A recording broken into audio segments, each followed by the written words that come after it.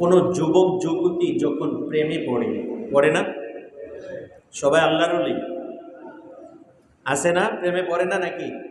যুবক ভাই কথা বলেন না কেন? প্রেমে পড়ে না? বলেন হুজুর আমরাই তো পড়ি নাকি? আমরাই তো প্রেম করি, মিথ্যা বললাম?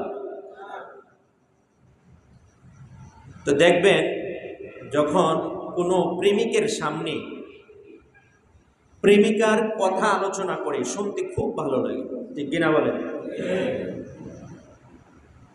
তার বাড়ির কোনো আলোচনা করলেও ভালো লাগে,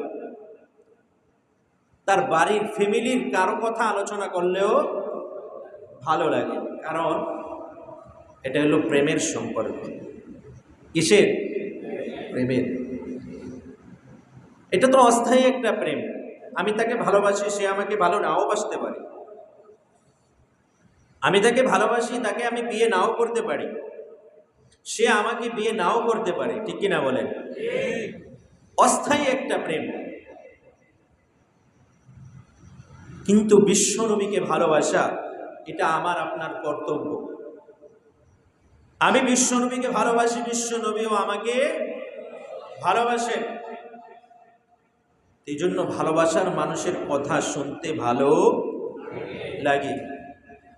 আর এটা এমন ভালো লাগা, যেই ভালো লাগা মহব্বত নিয়ে শুনলে, যেই রসুলের আলোচনা মহব্বত নিয়ে শুনলে করলে, আল্লাহ প্রত্যেকটা মুহূর্তে বান্দার আমল নামায় নেকি দান করতে থাকেন। সুবহানাল্লাহ বললে মনে গুনাহ হবে? গুনাহ হবে? গুনাহ হবে? আরে নবীর মহব্বত নিয়ে আরেকবার উচ্চ সুরে বলেন সুবহানাল্লাহ। এই বিশ্বনবীকে আমাদের জন্য আল্লাহ রহমত স্বরূপ প্রেরণ করেছেন। এই জগতের জন্য রহমত, এই দুনিয়ার জন্য রহমত, গোটা সৃষ্টি কুলের জন্য আমার আপনার নবী রহমত। সুবহানাল্লাহ। আল্লাহ কোরআনে বললেন ওয়ামা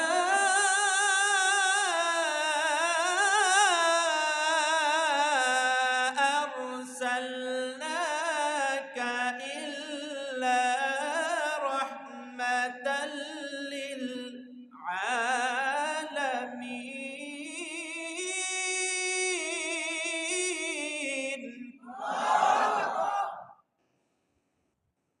বিশ্বনবীকে আল্লাহ গোটা জগতের জন্য রহমত স্বরূপ প্রেরণ করেছেন। এই গোটা জগতের মধ্যে এক প্রকার আছে মানুষ। আল্লাহর সমস্ত সৃষ্টিকুল এই জগতে আছে না নাই?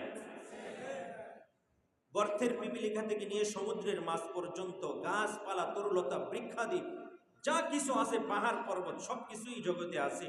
এই সব কিছুর জন্য আল্লাহর নবী বিশ্ব নবী মুহাম্মদুর রাসূলুল্লাহ সাল্লাল্লাহু আলাইহি ওয়াসাল্লাম রহমত স্বরূপ। সুবহানাল্লাহ। এখন এই সমস্ত সৃষ্টিকুলের মধ্যে আশরাফুল মাখলুকাত, যাদেরকে আল্লাহ আকাশের চাঁদ থেকেও বেশি সুন্দর শ্রেষ্ঠ করে সৃষ্টি করেছেন, সেটা হলো আশরাফুল মাখলুকাত মানুষ। সুবহানাল্লাহ বলে। আল্লাহ মানুষকে কত সুন্দর করে সৃষ্টি করেছেন, সব থেকে বেশি সুন্দর।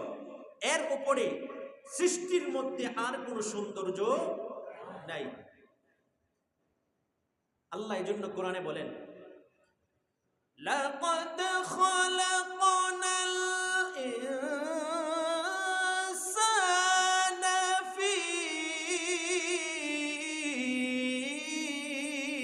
আহসানি তাকওয়ীম।